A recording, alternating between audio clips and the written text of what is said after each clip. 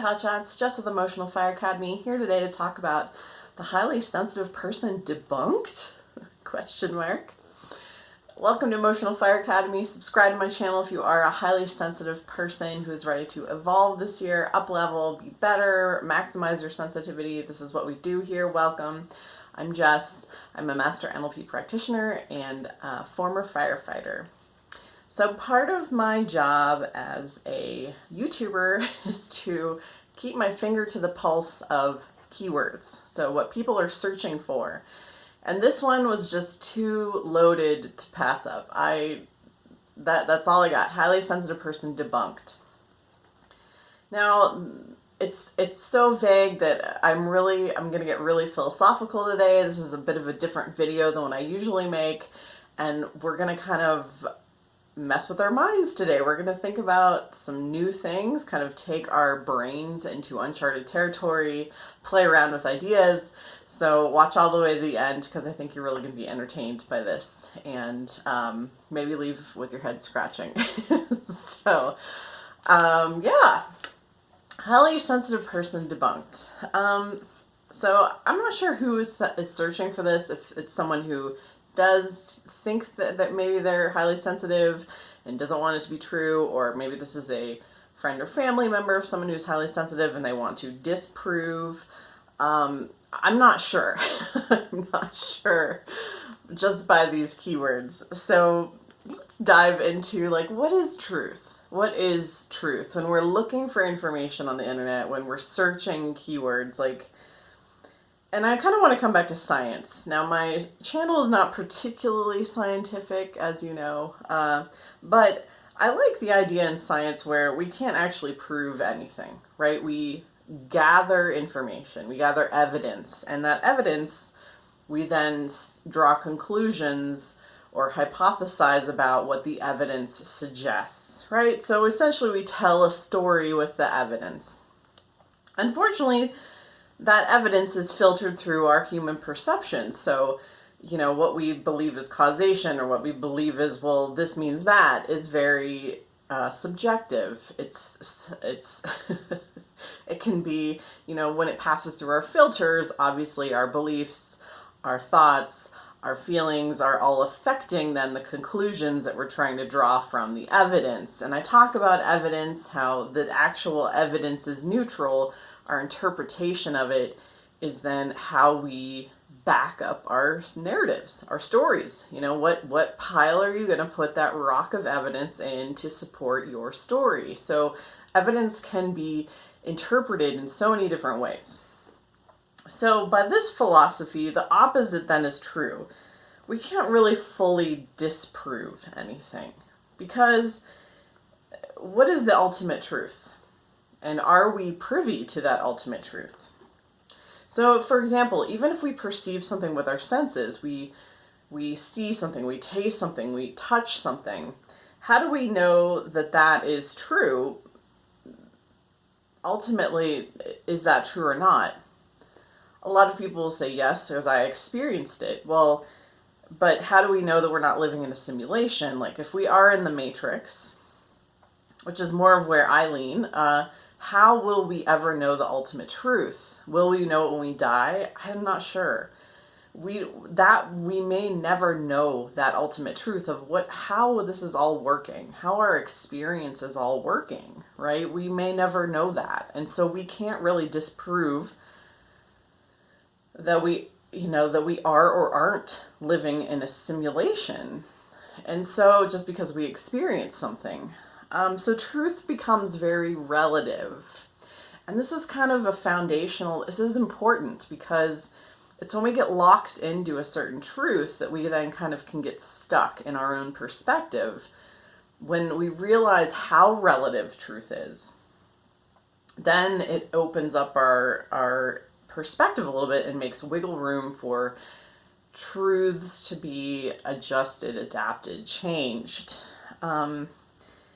And social currency comes into this because being a highly sensitive person right now, in my reality, because really it comes down to what's the truth in your reality. From what I see, where I stand, being a highly sensitive person has a lot of social currency. And social currency is, validity in a groupthink. And so, you have Elaine Aron and associates and colleagues and followers who, really believe that being a highly sensitive person is a real, true thing. And it has existence on its own, right? And so and for the people who identify as HSP, there's a realness for them to it. It's true for them. It's true for people who self-identify as highly sensitive people. It certainly was for me. At certain points of my life, I was like, I am definitely HSP. I experienced it as real for myself, and that was the proof that I needed. It's not like I was diagnosed or, I just kind of was like, I think this aligns with the things that I felt about myself, right? It was a narrative that fit. And so we're only ever responsible for the truth, and that truth, my truth, will be then unknown to someone else because they're having their own experience. And so truth becomes very, very relative to our own reality. We are only responsible for the truth in our reality. And what we choose to believe is true. What we choose to believe is true, regardless of the facts, regardless of what the experts say, regardless of what I say, what your mom says, what your best friend says, what anybody else outside of you says. Your reality is crafted by you. And I kind of like this idea because we can bring it full circle. And so if you want to believe it's debunked, you can believe it's debunked. If you want to believe it's true, being a highly sensitive person is true, you can believe it's true. These are all choices you are allowed to make. And we have to be careful. My caveat to you is, how much belief do we want to put into something? Because when we really, really, really, really, really, really believe something, it then becomes an issue of power, right? How much power does it have over us? Is it serving us or are we serving it? And this is interesting where we get into these ideas of like, well, where's the balance here? Because there was a time in my life, and I draw from my own experience because that's the basis of my reality, when I thought that being an HSP was such a big and important and certain thing that it had power over me. I felt victimized by the symptoms I was experiencing. And as I loosened those beliefs, as I was like, okay, this may be a thing, but I have a lot of power myself, and I choose to believe that I can change, I can be different, I can develop different habits. And so as I loosened my grip on, the highly sensitive complex, the narrative, the story, and believed more, then gave more power, to my own abilities, my ability to change, my ability to grow, my ability to be whoever I wanted to be, and for me to define that, not, this descriptive, this is how they are, this is how HSPs are. I was like, okay, that's cool. Maybe that's what most people experience, but I'm going to see what I can do on my own. What traits will come and go, what symptoms will come and go. I'm going to try and craft that on my own. And so, that's my only caveat is in believing in it, how much power do you give it in the belief? Just something to be aware of, just something to question. And so I want to kind of end this. This is going to be a shorter video today. I want to kind of end this video with a cool thought experiment. And this is what in NLP we call Cartesian coordinates. And often when we start to think more flexibly, think in more flexible ways and question these truths, expand kind of our perception and our awareness, we're going to find different areas that we hadn't even realized were there. We're going to create more space in our mind. We're going to create a bigger picture. We're going to get a bigger picture, gain clarity, gain more understanding by examining something from all angles. And that's the purpose of this fun thought experiment. So I'm going to ask you 4 questions. And let's see what you think. Let's see what you think. And I think it's a great idea to write these down and answer them for yourself outside of the video and see what you find, because it's kind of like, what was evoked for you when you saw the title of this video? Highly sensitive person debunked. Did that create anger? Did it create relief? Like, what did it create for you? And likewise, for someone who's searching for this information, what does the truth, believing certain things about the truth, is it true or is it not true? What kind of feelings does that bring up for you? And it's interesting to kind of get a bigger picture view of all this. So we always start with the theorem. What would happen if being a highly sensitive person was debunked? Or what would be if we did decide to accept that being HSP wasn't true? What would be real for you in your world? What would happen? What would happen if being an HSP was debunked? What would be true for you if it was debunked? Just some examples from my own, just that came up for me when I was trying to answer these questions. I'd have to re-examine my channel. Maybe not. I don't know. I mean, would I go rogue? Would I still decide to be the voice in the darkness that says this is real? I don't know. I might feel a little bit duped. I might feel like, well, that's not true because I had my own experience with it. It was true for me. And I might decide to re-examine my experience and reframe it, or I might decide to stand firm in my own truth of like, yeah, that was real for me. It doesn't matter if it was real for anyone else. But what would be true for you if being a highly sensitive person was debunked? Let's go down to the next one. What would happen if being an HSP wasn't debunked? So if it wasn't debunked, just some examples of an answer, it might gain social currency. More people might self-identify as HSP.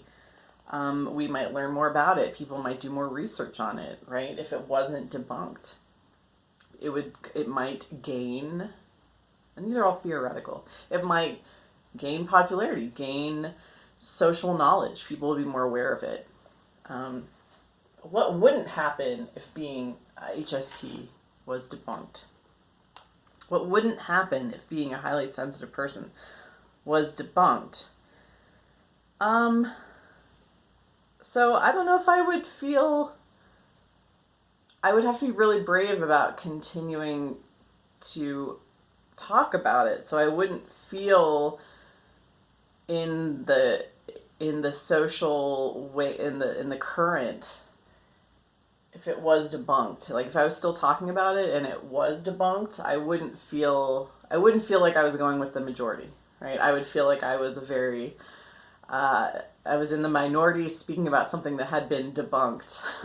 So I wouldn't know what to call it. If it was debunked, I wouldn't be sure of what to call HSP. I would know that there was something there, and I wouldn't know how to refer to it. Maybe I wouldn't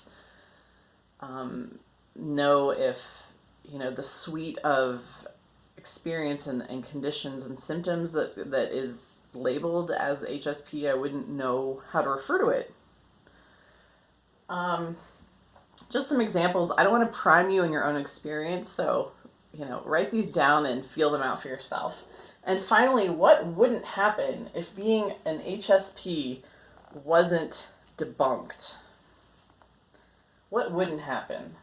So this one is the brain twister, right? So if it wasn't debunked, what wouldn't happen? I wouldn't stop talking about it. I wouldn't